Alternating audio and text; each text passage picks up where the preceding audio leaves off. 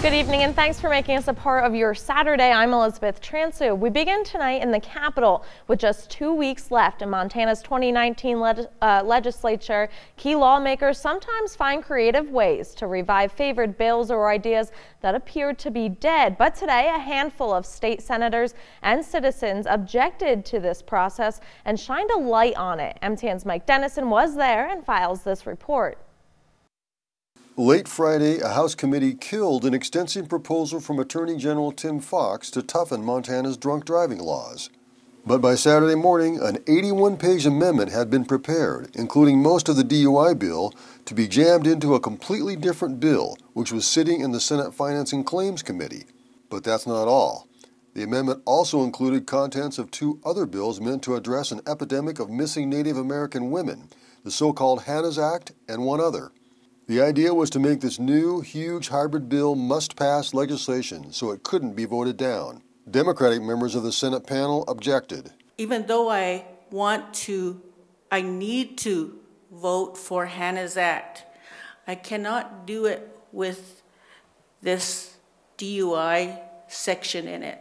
This is the democratic process that we're all elected and sworn to uphold, and now we're jamming a bill in there that's based in leveraging the lives of Native American women. It's disgraceful. It's an abuse of our power. It's abuse of the system. That brought a response from the panel's Republican chair, Senator Ryan Osmundson of Buffalo. So if you'd like to bring an amendment, if you'd like to bring a bill, you're welcome to do so. That's how the system works. So, and then we vote. And it either passes or it fails. I have good ideas at times, I have bad ideas at times. Senator Jacobson, you have good ideas at times and you have bad ideas at times, and we vote on those ideas.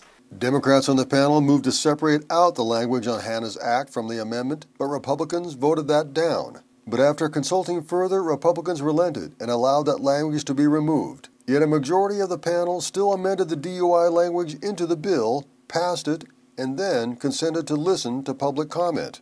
John McDonald, a lobbyist for Montana newspapers, said the panel had violated Montana's constitutional right to public participation by not holding a scheduled hearing before the vote.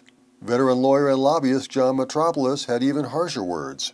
If this process is allowed to stand, I'm here to bury the Montana Constitution, not praise it. If it allows this, because this is shameful, makes a mockery of the system, of your efforts, of my efforts.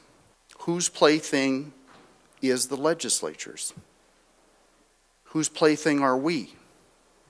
Do we really have a say? Most of that 81-page amendment was stuffed into this formerly one-page bill, known as a companion bill with a broad title for just this purpose in the waning days of the session. Several more of these companion bills remain in play. How might they be used? We don't know yet. At the Capitol, Mike Dennison, MTN News.